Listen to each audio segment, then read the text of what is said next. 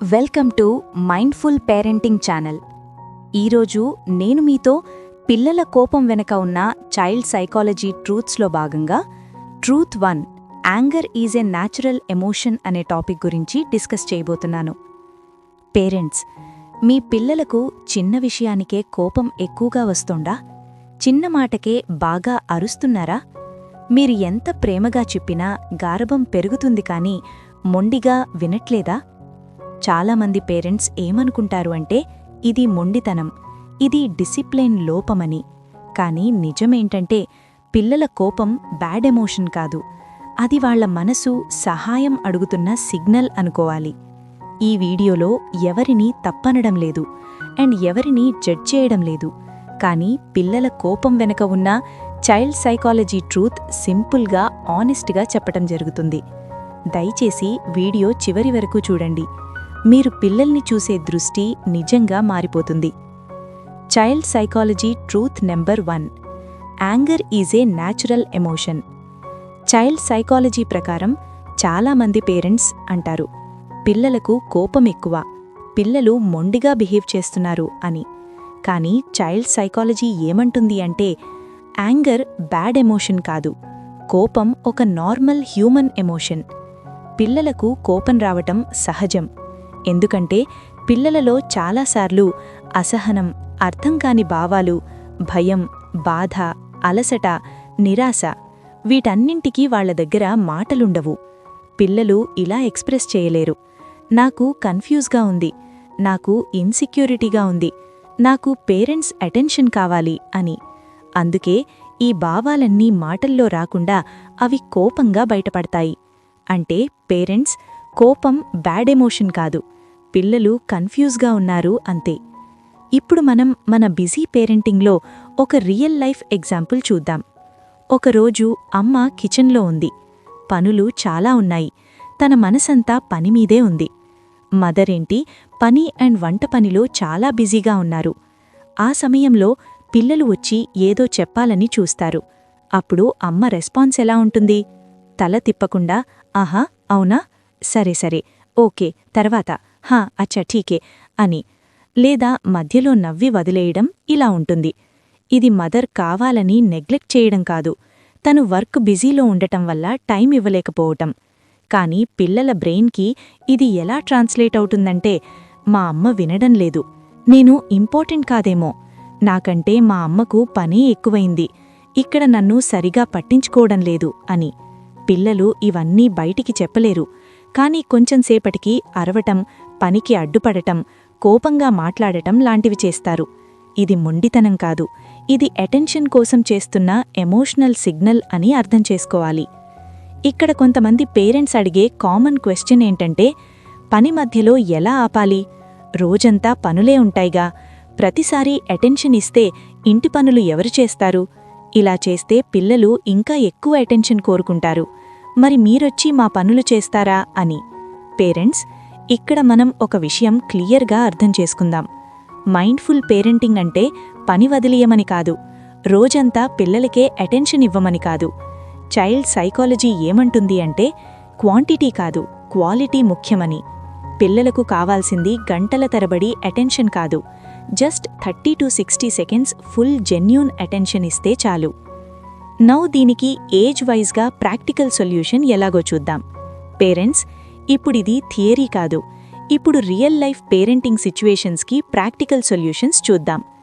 పిల్లల ఏజ్ని బట్టి రెస్పాన్స్ తప్పనిసరిగా మారాలి, ఎందుకంటే 3 to 7 ఇయర్స్ బ్రెయిన్ ఒకలా పనిచేస్తుంది, 7 to 12 ఇయర్స్ బ్రెయిన్ ఇంకోలా డెవలప్ అయి ఉంటుంది. Now age group 3 to 7 years పిల్లలకి టైమ్ సెన్స్ ఫుల్లీ డెవలప్ కాదు. 5 minutes 10 minutes అనే కాన్సెప్ట్ వాళ్ల బ్రెయిన్కి క్లియర్ కాదు. వాళ్ల బ్రెయిన్కి అర్థమయ్యేది ఒక్కటే, మా అమ్మ ఇప్పుడు నా దగ్గర ఉందా లేదా అంతే.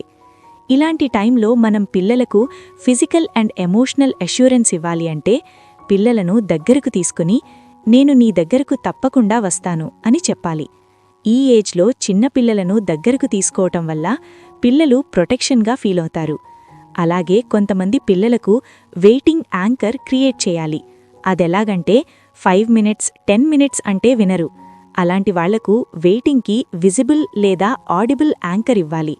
అంటే ఫర్ ఎగ్జాంపుల్, ఈ కుక్కర్ విజిల్ వచ్చాక వస్తాను, ఈ వెజిటబుల్స్ కట్ అయ్యాక వస్తాను, ఈ సాంగ్ అయిపోయాక వస్తాను ఇలా అనడం వల్ల ఒక వర్క్ కంప్లీషన్ వాళ్లకు ఈజీగా అర్థమవుతుంది. వాళ్ళు వెయిట్ చేస్తారు. మరికొంతమంది పిల్లలైతే నువ్వు వచ్చేదాకా ఇక్కడే ఉంటా అని మారం చేస్తారు. అలాంటప్పుడు ఇది మొండితనం, ఓవర్ యాక్టింగ్ కాదు, ఇది ఫియర్ బేస్డ్ బిహేవియర్.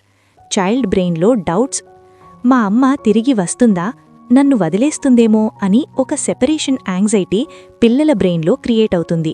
అప్పుడు పిల్లల బాడీ ఫ్రీజ్ అవుతుంది, బ్రెయిన్ ఎమోషనల్ అవుతుంది. అలాంటి టైంలో పేరెంట్స్గా అక్కడే కూర్చో, ఇబ్బంది పెట్టకు, ఎందుకిలా అంటావ్ అని మనం చిరాకు పడకుండా పిల్లల ఫియర్ను వ్యాలిడేట్ చెయ్యాలి. ముందుగా బిహేవియర్ కాదు, ఎమోషన్ అడ్రెస్ చేయాలి. అప్పుడు మనమేం చెప్పాలంటే, నువ్వు ఇక్కడే ఉండాలనుకుంటున్నావు కదా, అంటే నీకు నేను దూరంగా ఉండడం నచ్చట్లేదు కదా, సరి బాబూ అనాలి. ఇలా అనడం వల్ల పిల్లల బ్రెయిన్ కామ్ అవుతుంది. మీరు చెప్పిన వెంటనే తప్పకుండా పిల్లల దగ్గరకు వెళ్ళాలి. ఈవెన్ 30 సెకండ్స్ అయినా సరే. అండ్ వెళ్ళాక ఇలా చెప్పాలి, నేను చెప్పినట్టు వచ్చాను, నువ్వు వెయిట్ చేసినందుకు థ్యాంక్యూ నాన్నా అనాలి. ఇలా అనడం వల్ల పిల్లలకి పేరెంట్స్కి మధ్య ట్రస్ట్ బిల్డ్ అవుతుంది. నెక్స్ట్ టైం కోపం తగ్గుతుంది. పేరెంట్స్ 3 to 7 ఏజ్లో పిల్లల ప్రవర్తన వెనక ఉండే ప్రధానంగా డిసిప్లిన్ లోపం కాదు, సెపరేషన్ యాంగ్జైటీ. అంటే వాళ్లు మొండిగా ప్రవర్తించడం కాదు, పేరెంట్స్ దూరమవుతారేమో అనే భయం వల్లే ఇలా అంటిపెట్టుకుని ఉంటారు. ఇది మనం పేరెంట్స్గా గమనించి అర్థం చేసుకుంటే పిల్లల నెగటివ్ బిహేవియర్ను కొంచెమైనా మార్చగలము. నౌ 7 to 12 ఇయర్స్ వాళ్లకు చైల్డ్ సైకాలజీ ట్రూత్. ఈ ఏజ్లో టైమ్ సెన్స్, లాజిక్, ఫెయిర్నెస్ అన్నీ డెవలప్ అవుతాయి. కానీ ఎమోషనల్ సెక్యూరిటీ ఇంకా పేరెంట్స్ మీదే డిపెండ్ అవుతుంది.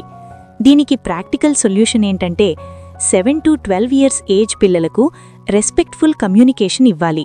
అంటే బేబీ టోన్ అవసరం లేదు. మదర్ పనిలో ఉండగా వచ్చి ఏదైనా అడిగినప్పుడు ఇలా చెప్పాలి, నువ్వు మాట్లాడాలనుకుంటున్నావని నాకు అర్థమైంది, ఈ పని 10 మినిట్స్లో కంప్లీట్ చేసి నీ దగ్గరకు వస్తాను అని చెప్పాలి. లేదా కొన్నిసార్లు చాయిస్ ఇవ్వడం కూడా చాలా ఇంపార్టెంట్.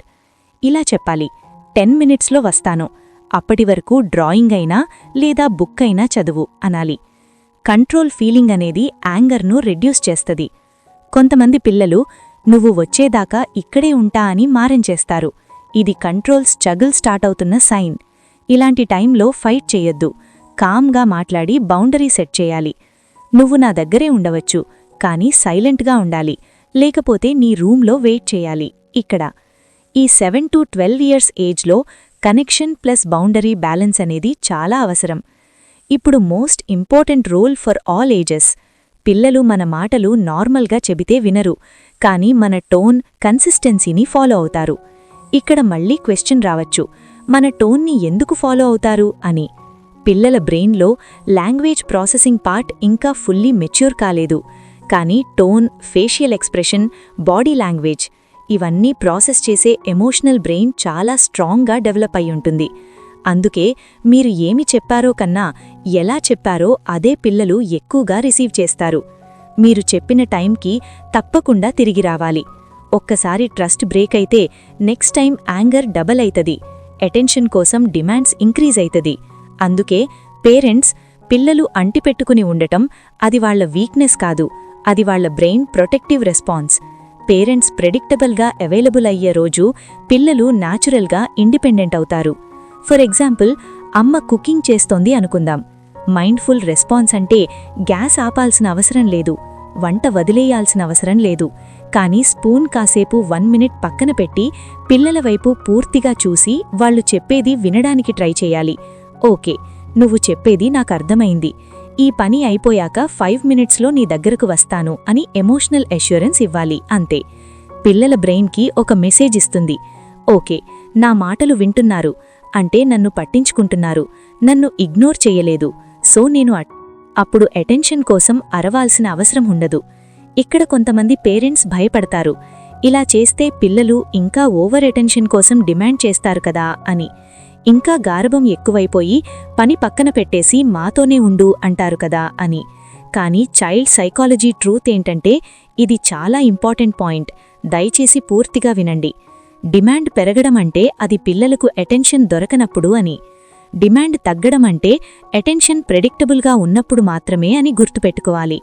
దీనికోసం పేరెంట్స్గా ఫాలో చేయవలసిన 3 సింపుల్ రూల్స్ ఏంటంటే: పని ఆపకండి, జస్ట్ పాజ్ చేయండి, జస్ట్ 30 to 60 సెకండ్స్ మాత్రమే.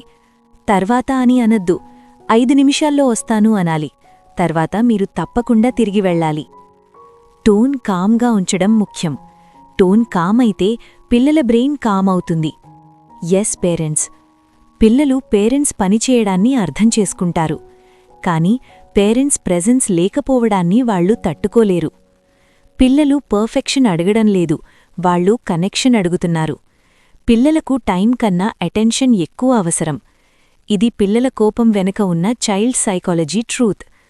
ఇంకా ట్రూత్ 2, కోపంలో ఉన్న పిల్లల బ్రెయిన్ ఆలోచించదు, అది పిల్లల నర్వస్ సిస్టమ్ ఓవర్లోడ్ అవుతున్న సంకేతం. ట్రూత్ 3, పిల్లల కోపానికి మన కోపం కలిస్తే కోపం మాత్రమే పెరుగుతుంది. ట్రూత్ 4, కామ్ పేరెంట్ ఉంటేనే కామ్ చైల్డ్ అవుతాడు. పిల్లలు మాటలు కాదు, మన భావాలను మిర్రర్ చేస్తారు. పేరెంట్స్ కోపాన్ని ఎలా హ్యాండిల్ చేస్తారో పిల్లలు అదే లైఫ్ స్కిల్గా నేర్చుకుంటారు. ఈ టాపిక్స్ అన్నీ వీక్లీ 2 టాపిక్స్ షేర్ చేస్తాను. Please stay connected with channel.